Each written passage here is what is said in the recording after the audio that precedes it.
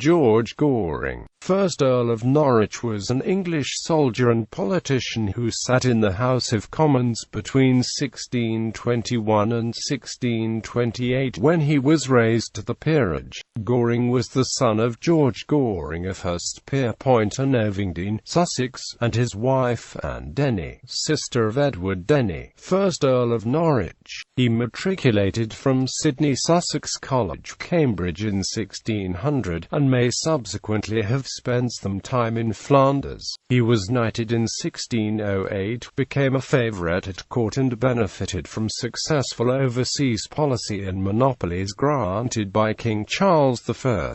In 1621 he was elected Member of Parliament for Lewes. He was made Knight Marshal in 1623.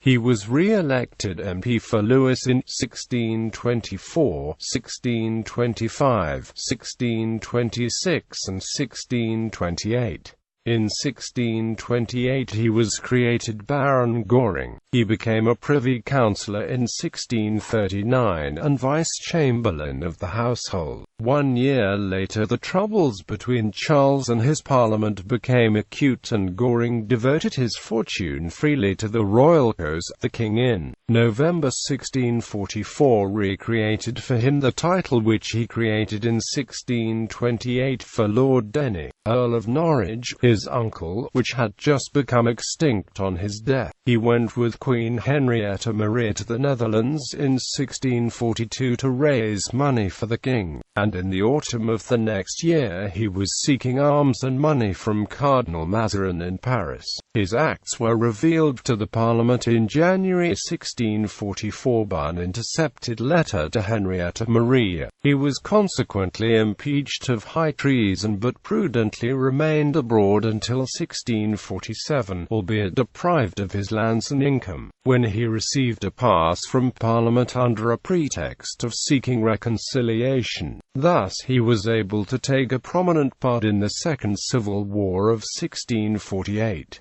He commanded the Kentish levies, which Fairfax dispersed at Maidstone and elsewhere, and was forced to surrender unconditionally at Colchester. Norwich's refusal to surrender, even after the cause was known to be hopeless and the people of the town begged him to surrender, was considered to be against the rules of war.